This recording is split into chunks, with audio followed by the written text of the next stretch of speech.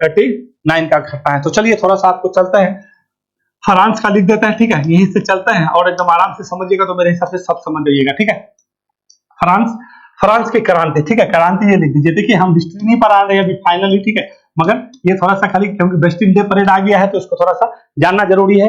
Legion of honour पुरस्कार भी दिया था, देखिए पहले ये मुद्दा छुपा हुआ था, अब आपका हाईलाइट हो गया। क्यों हुआ है? क्योंकि अब वहां के राष्ट्रपति भी आ रहे हैं, तो ये चीजों को बिल्कुल भी जानना जरूरी है। तो देखिए अब चलते हैं हम लोग यूरोप, पहले एक मैप ले लेते हैं और चलते हैं यूरोप। यूरोप में कब चलेंगे? 14वीं शताब्दी से, यानी 14वीं सदी से लेके 17वीं सदी के बीच में जो है ना यूरोप में पुनर्जागरण हुआ था। पुनर्जागरण का मतलब क्या हुआ?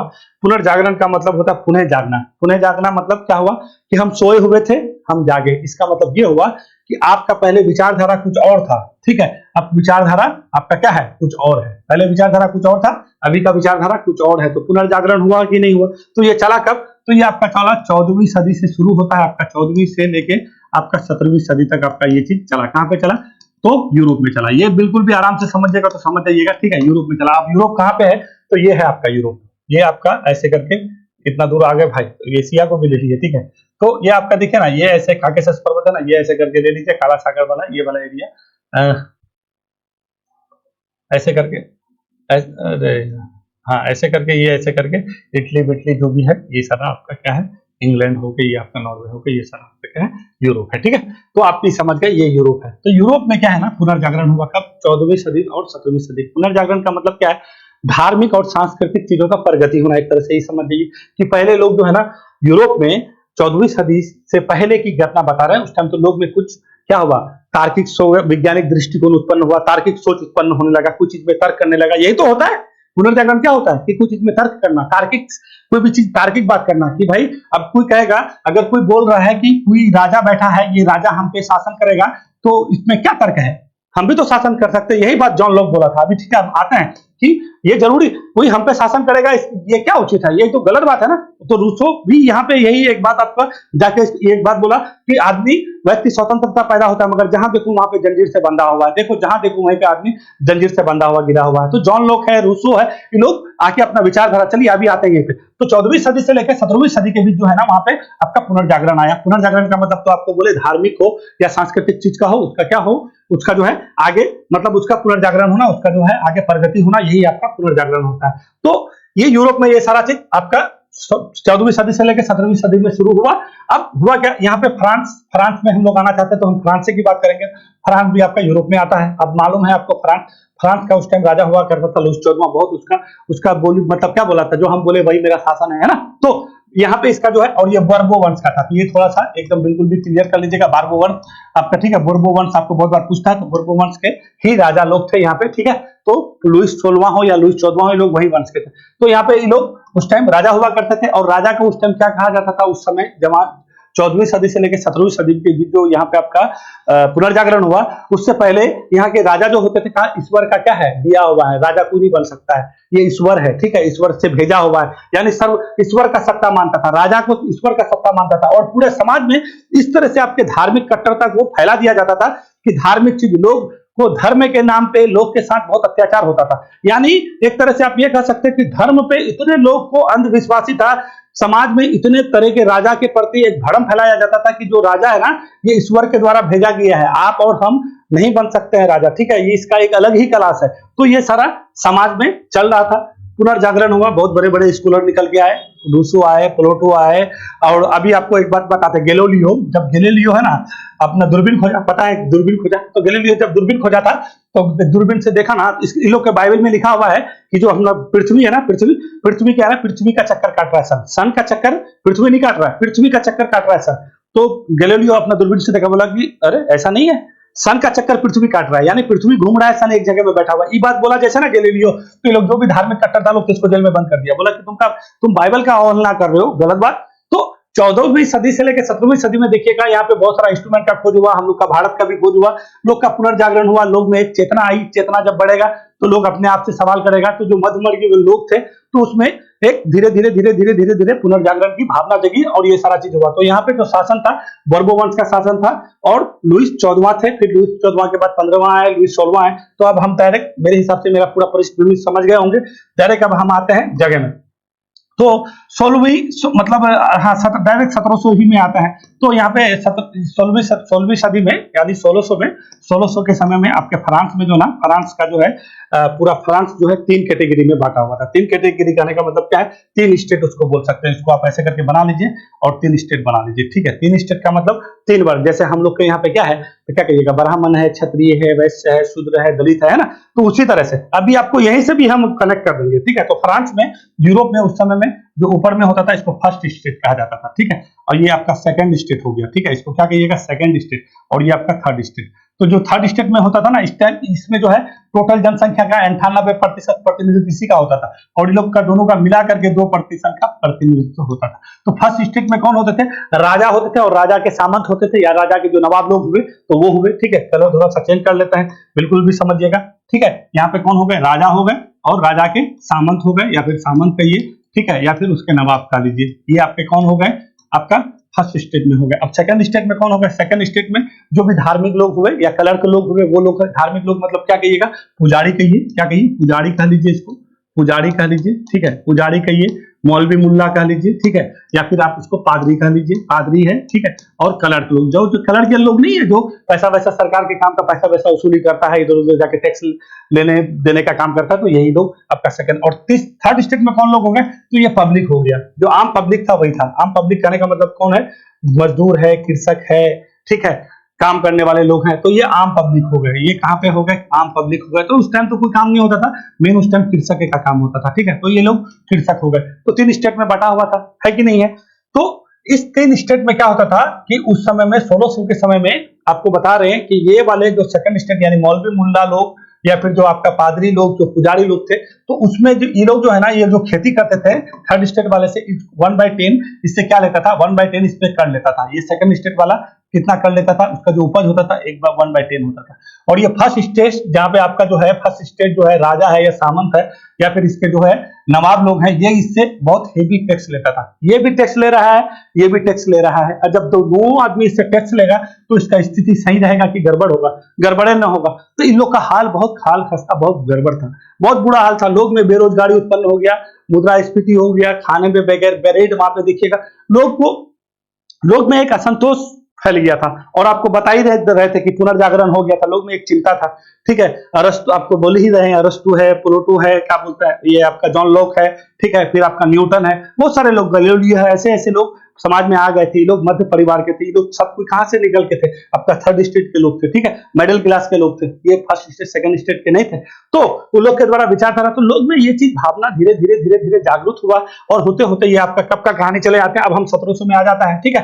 तो लोग में असंतोष तो था ही, फ्रांस में आपका जो है लोग बहुत ज्यादा क्राइम परेशान था। तो हुआ क्या, 1756 से लेके 1763 तक जो है आपका सप्तवर्षीय युद्ध चला था। इसी युद्ध के बारे में आपको दिखेगा, कर्नाटक एंग्लो कर्नाटक युद्ध हुआ था, हम लोग के यहाँ पे भी हुआ था 58 से लेकर 63 तक। 1963 में जो है पेरिस की संधि से समाप्त हुआ था। तो ये युद्ध फाइनली था किसका, फ्रांस का और इंग्लैंड का था, ठीक है। क्योंकि फ्रांस भी वहां पे राजा चलता था, ठीक है, बोर्बो वंश, और इंग्लैंड में भी राजशाही था, ये दोनों का कभी बनता नहीं था, ठीक है। और यही चक्कर में यहाँ पे और बेरोजगारी लोग का फंस गया, क्योंकि युद्ध होगा, ये जो आपका पुनर्जागरण हो रहा है, धार्मिक परिवर्तन हो रहा है, सांस्कृतिक परिवर्तन हो रहा है, अलग अलग जगह विद्रोह हो रहा है, युद्ध हो रहा है, तो खर्चे तो हो रहा है, तो ये पैसा जा कहाँ रहा है, ये 2 आदमी तो बैठा हुआ है, इसका तो काम ही नहीं है, पैसा तो मैंने ये कमा रहा है, इससे टैक्स भी ले रहा है, ये भी टैक्स ले रहा है, ये जो भी खर्चा हो रहा है इसी का हो रहा है, सारा बोझ इसी पे पड़ रहा है, तो परेशान ये ना हो रहा है। तो कहने का मतलब है कि ये युद्ध हुआ ना 1756 से लेकर 1763 तक, सप्तवर्षीय युद्ध कहा जाता है, इंग्लैंड और फ्रांस के बीच।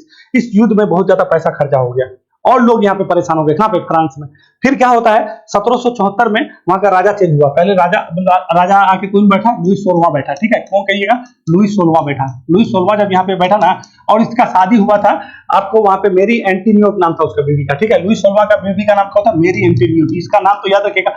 ये जो एंटीनियोट क्या था ना, ये इतनी भोग विलासी थी कि क्या बताएं, एक साल में इसको कहा जाता है 3000 4000, एक बहुत बड़ा महल बनाया था वर्षा में, ठीक है, बहुत भोग विलासी थी। इसको बर्बाद करने का पीछे हाथ इसी का, इसकी बीवी का है, ठीक है, मेरी एंटीनियोट थी, बहुत भोग विलासी थी। हमेशा जो है अपना सज धज के रहना है, एक से एक कपड़ा डिजाइन बनाना है।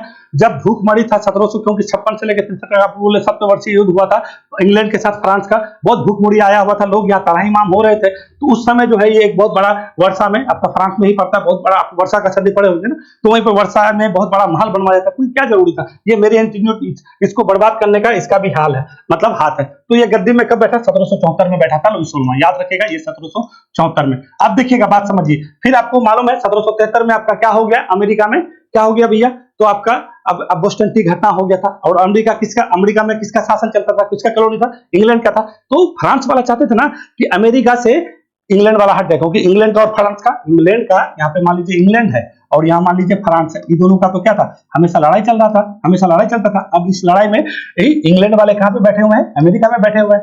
तो ये यहाँ पे राज कर, अब यहाँ पे 1773 में हो गया बोस्टन टी का घटना। तो ये चाह रहे थे कि यहाँ से जो है, यहाँ से इंग्लैंड क्या निकले, तो ये अपना बहुत पैसा वैसा खर्चा कर दिया, ठीक है। यानी फ्रांस वाला पूरा सपोर्ट किया किसको, अमेरिका के लोग को, यहाँ से किसी भी तरह से किसको निकालो, इंग्लैंड को निकालो। इंग्लैंड को निकालोगे तो हमको खुशी मिलेगा, क्योंकि इसका दोनों का तो प्रतिस्पर्धा हमेशा से प्रतिस्पर्धा था। तो ये यहाँ से किसी तरह से निकल तो गया, और ये लोग आजाद कब हो गया, 4 जुलाई 1776 में, आपको पता है अमेरिका आजाद हो जाता है, यहाँ से इंग्लैंड का कॉलोनी खत्म हो जाता है। तो इसमें भी फ्रांस का बहुत बुरा हाल हुआ। 1774 में गड्डी में बैठा, ठीक है, बीबीबी वैसे ही मिली, और 1776 में अमेरिका में वहां पे 73 से शुरू हुआ था, तो यहाँ पे आपका युद्ध चल रहा था पूरा फ्रांस के सपोर्ट में। अमेरिका लोग यहाँ पे, क्योंकि उस टाइम अमेरिका का हाल बुरा था, जैसे हम लोग कैसे गुलाम थे, तो इसी तरह से अमेरिका भी गुलाम था। तो पूरा पैसा वैसा का फाइनेंस का काम फ्रांस कर रहा था, तो इसका पूरा पैसा बर्बाद हो गया। फिर एक युद्ध हो जाता है इसका 1778 में, 1778 से लेके 1782 तक, हाँ 83 तक, ठीक है। ये युद्ध में ना लोग ब्रेड तक खाने के लिए परेशान हो गए कि अब क्या होगा, पूरा देश में अराजकता फैल गया, लोग परेशान हो गए कि अब क्या होगा। तो अब होगा कुछ नहीं, इसका जो वित्त मंत्री थे, जो राजा थे लुई सोलमा, एक आदमी को वित्त मंत्री बनाया। तो वित्त मंत्री उसका बोला ना कि देखिए कुछ नहीं करना है, जो आप एक ही आदमी से जो टैक्स ले रहे हैं, इस टैक्स को क्या कर दीजिए, फर्स्ट स्टेट और सेकंड स्टेट दोनों को लगा दीजिए, ठीक है। तो बोला ठीक है लगा दो।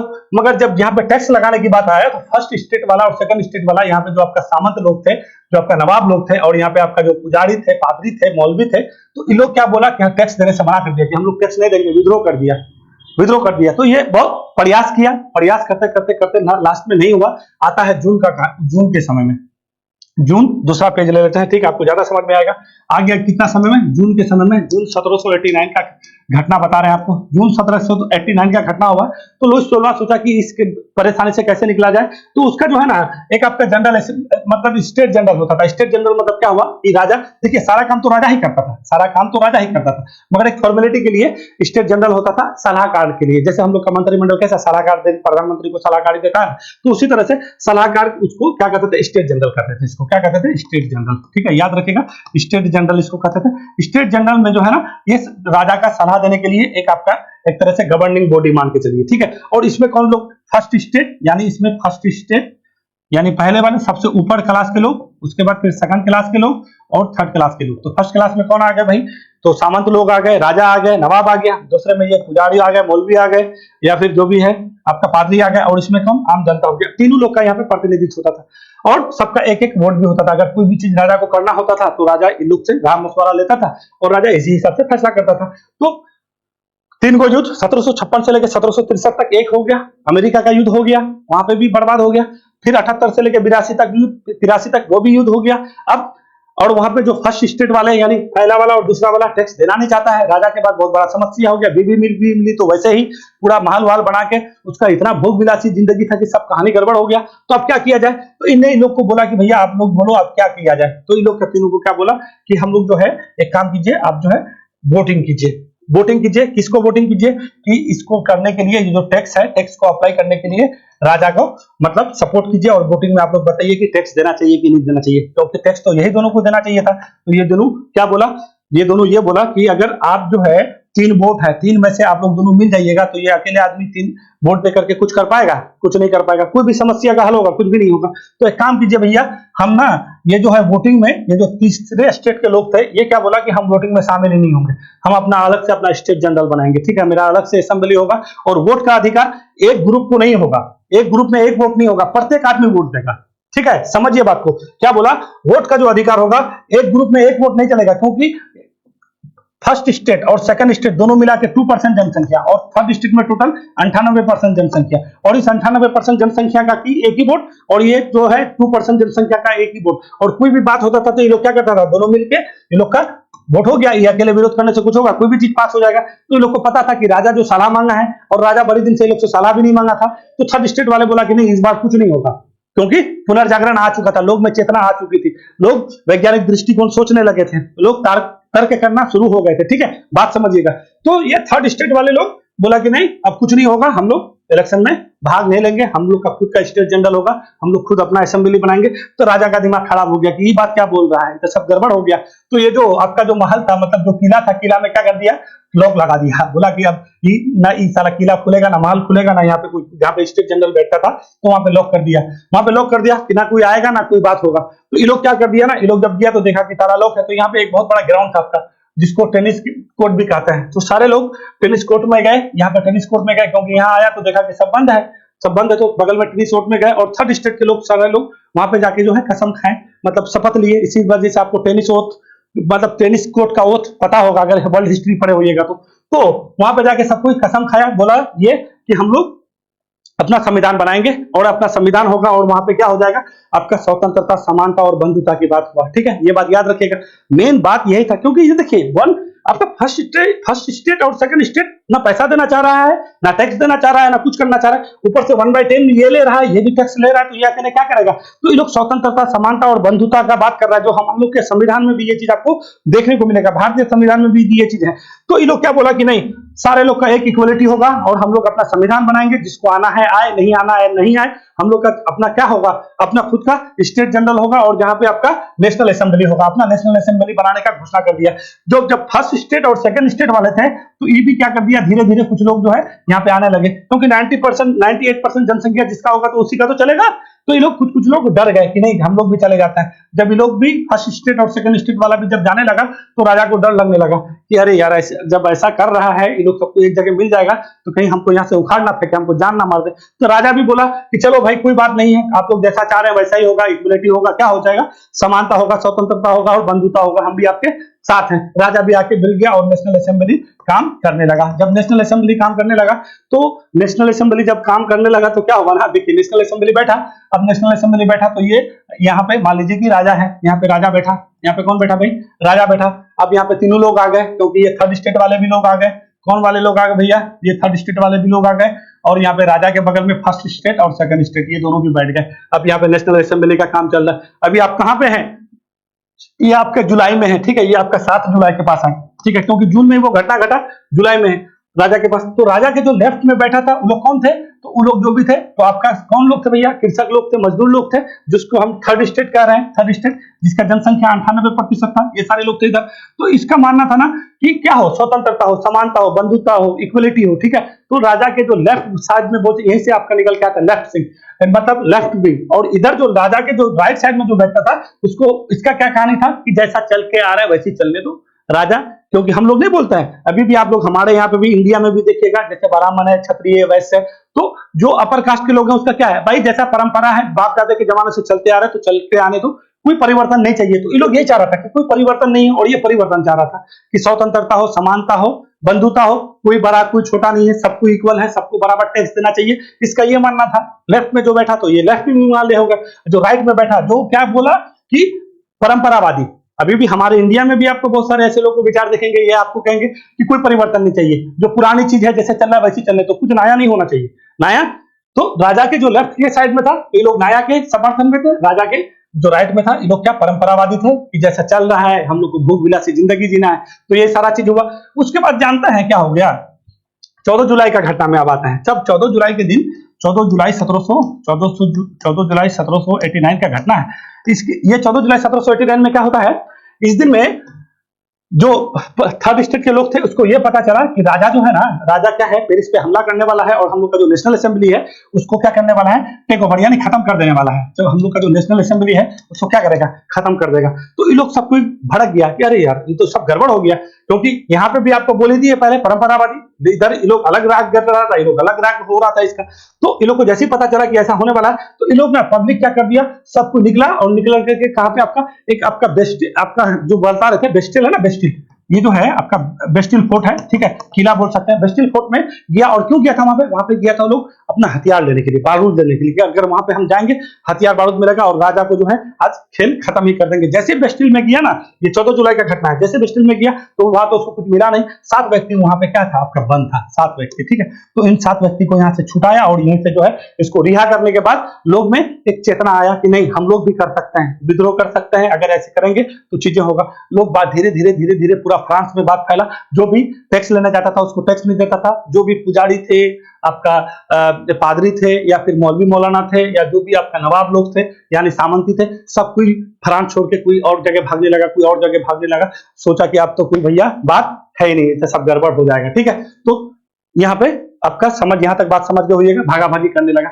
ये जो आपका ये चल रहा था, ये कब ना बोले थे आपको, 7 जुलाई के दिन आपका जो है, 7 जुलाई को दिन जो है आपका संविधान सभा, फ्रांस का संविधान सभा का गठन हुआ, और वो लोग बोला था कि हम लोग एक संविधान अपना बनाएंगे। तो वो अपना संविधान 26 अगस्त को लागू, 26 अगस्त को संविधान सभा के द्वारा फ्रांस का क्या गया, अपनाया गया, ठीक है। तो उसमें टोटल 17 आपका आर्टिकल था, ठीक है, 17 आर्टिकल था, ठीक है। इस 17 आर्टिकल को संविधान सभा के द्वारा, यानी वही थर्ड स्टेट जो आपका नेशनल असेंबली बताए थे, उसी के द्वारा आपका 26 अगस्त को ये हुआ क्या, 26 अगस्त को ये लोग अपना संविधान सभा बनाया था, उसी के द्वारा अपनाया है। और उस 17 आर्टिकल था, उस 17 आर्टिकल में आपका मेन जो बात था, फ्रांस के इतिहास में पहली बार कोई एक डॉक्यूमेंट बना था, यही बना था आपका जो 26 अगस्त 1789 को इस वहां के संविधान सभा द्वारा यानी नेशनल असेंबली द्वारा यानी थर्ड स्टेट के लोगों के द्वारा स्वीकार किया गया। स्वीकार करने के बाद उसमें आपका स्वतंत्रता, समानता, बंधुत्व जो अभी आप देख रहे हैं, वही जाके आगे आपका फ्रांस का सारा चीज हुआ। तो अब राजा को बोला ना कि भैया आप सिग्नेचर करो, तो राजा आप क्या बोल रहे हैं कि हम सिग्नेचर नहीं करेंगे, तो बात गड़बड़ हो गया।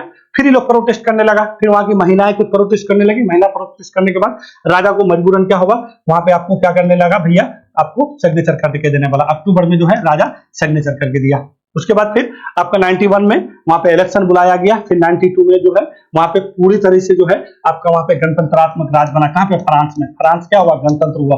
तो यही है आपका बेस्टिल परेड। जैसे 91 में वहां पे क्या हुआ, चुनाव बुलवाया गया। चुनाव बुलाने के बाद वहां पे 1992 में वहां पे राजशाही पूरा पूरी खत्म। 1992 में कंप्लीट पूर्ण रूप से फ्रांस गणतंत्र बना, मगर फ्रांस अभी भी गणतंत्र नहीं बना था, अभी कहानी और अभी बाकी है। देखिए जैसे ही ना है तो यहाँ पे कोई आपका रोबेस्पियर एक आदमी था, ठीक है। वो रोबेस्पियर जो था ना, रोबेस्पियर क्रांतिकारी थे। इन्हीं तीनों जो तीसरा ग्रुप था यानी 3 स्टेट वाले जो लोग थे, उसी के लोग थे वो। तो उसको लगता था ना कि अभी भी राजा का कुछ लोग है, ठीक है। तो किस शक के आधार पे, बिना कोई सबूत के, बिना कुछ किसी के, क्योंकि आपका फ्रांस अगर देखेगा, यहाँ पे आपको ले चलते हैं हम, अगर फ्रांस देखिएगा, देखिए यहाँ पे फ्रांस है, ये ऑस्ट्रिया है, हंगरी है, स्पेन है, पुर्तगाल है, तो इधर इंग्लैंड है, ये सारे लोग वहां पे उस टाइम पे क्या चलता था, राजा ही तो था सब कोई, यहाँ पे तो राजा ही था। और फ्रांस पहला ऐसा देश था जहां पे ऐसी इतना बड़ा विद्रोह हुआ था, इतना बड़ा कांड घटा था। तो ये रोबेस्पियर को या फिर जो भी वहां का जो उस टाइम आपका रेवोल्यूशनरी थे, जो भी मतलब आजादी के लिए अपना लड़ाई कर रहा था, तो लोग को डर था कि ये सारे तरफ से सपोर्ट मिलेगा और फिर हम लोग का जितना भी मेहनत है सब कुछ गड़बड़ हो जाएगा। तो अपने स्टेट के ही बहुत सारे लोग को ना मरवा दिया गया इसके थ्रू, शक के आधार पर कि नहीं ये राजा का आदमी है, ये जो है आपका वही राइट विंग वाला बात करता नहीं, परंपरावादी वाला आदमी है। तो इसी की वजह से ना यहाँ पे बहुत मारकाट चला। फिर 1794 में रोबेस्पियर का भी मृत्यु हो जाता है।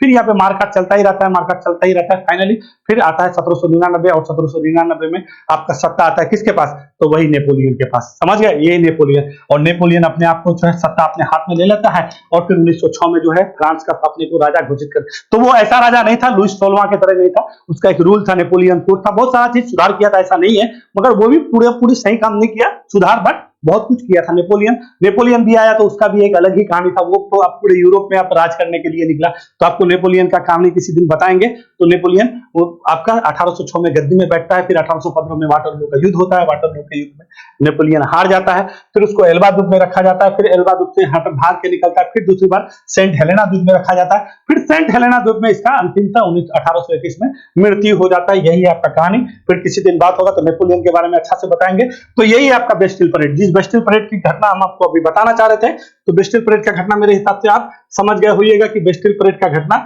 आया था कहां से। तो यही बेस्टिल परेड में हमारे मोदी जी गए हुए थे, कब, 14 जुलाई 2023 को। और यहीं पे आपका लीजन ऑफ ऑनर पुरस्कार दिया गया किसको, मोदी जी को, ठीक है। तो इसी में बिल्कुल भी याद रखना है, यहाँ से बहुत सारा क्वेश्चन आपका हमेशा बनता है, ठीक है। अभी बिहार दरोगा के एग्जाम में बोरबो वंश पूछा था, तो ये तो बहुत छोटी बात है, यहाँ से कुछ भी चीज पूछ सकता है। उसकी बीवी का नाम, कब घटना घटा था, जून में, जुलाई में। बहुत बार आदमी को ये पता नहीं होता है कि बेस्टिल परेड क्या होता है, वो 7 लोग जो था वो कौन था, ठीक है। लोग को पता ही नहीं है कि लोग क्यों गया था वहां पे, ठीक है ना। नो, ये सारा चीज, बहुत सारे चीज जो है आपको यहाँ से निकल के आता है। जो भी चीज समझ में नहीं आता उसको रोकिए, पॉज कीजिए, समझिए, लिखिए, क्योंकि हम लिख के बताते नहीं है, तो उसको अपने भाषा में लिखिएगा तो आपको ज्यादा याद रहेगा, ठीक है।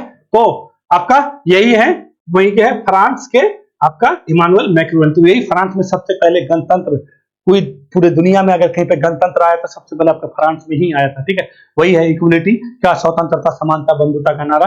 अभी हम लोग के भारतीय संविधान में भी आपको दिखेगा स्वतंत्रता, समानता, बंधुता प्रस्तावना में है, ठीक है। जब तक यहाँ नहीं है तो यहीं से। और अभी आपने एक चीज देखते ना, लेफ्टिस्ट राइट, मतलब नहीं बोलते हम लोग को कि ये जो है लेफ्ट विंग के हैं, ये राइट विंग के हैं। तो लेफ्ट विंग वही आया जो किसकी बात करता है, परिवर्तन की बात करता है, जो इक्वलिटी की बात करता है, समानता की बात करता है, यानी जो मजदूर है, गरीब है, वो क्या है, लेफ्ट वाले हैं, लेफ्टिस्ट लोग हैं। यहीं से निकल के आया यह विचारधारा। और जो राइट में कौन है, परंपरावादी है, जो पुराने चीजों को चाहते हैं, जो हमेशा से, जो दादा परदादा की जिंदगी से चलते आ रहे हैं, ठीक है। समाज में वही ऊपर नीच, भेदभाव, बड़ा छोटा, तो वही हो गए राइट विंग वाले, ठीक है। तो वही आपका लेफ्ट वाले फिर बाद में आपके आगे इसमें निकलता है, मार्क्स में निकलता है, मार्क्सवाद बनता है, ठीक है। उसी का जो एक्सट्रीमिस्ट रूप हो गया तो वो आपका कौन हो गया, कम्युनिस्ट वाले हो गए, ठीक है। तो यहीं से आया, तो लेफ्ट वाले से ही कम्युनिस्ट बना। इसी वजह से देखते होइएगा लेनिन का नाम या फिर चाइना का नाम, जो माओवाद है, ये सब कम्युनिस्ट लोग हैं, कहीं ना कहीं उसी का ही उपज है। और राइट विंग वाले कौन है, जो लोग परंपरावादी लोग होते हैं, जो पुराने चीजों को सपोर्ट करते हैं, जो परिवर्तन नहीं चाहते हैं, जो पहले से जो चलते आ रहा है, जो उसी को सपोर्ट करे, उसी को राइट विंग वाले के लोग कहते हैं, ठीक है। तो मेरे हिसाब से सारा चीज समझ गए होइएगा, बहुत लंबा ले लिए हैं और इससे ज्यादा अब जो भी बचा अब नहीं बताएंगे। फिर हम लोग बात करेंगे कल एक नए महत्वपूर्ण सब्जेक्ट के साथ। चलिए, वीडियो देखने के लिए धन्यवाद, फिर मिलेंगे हम लोग।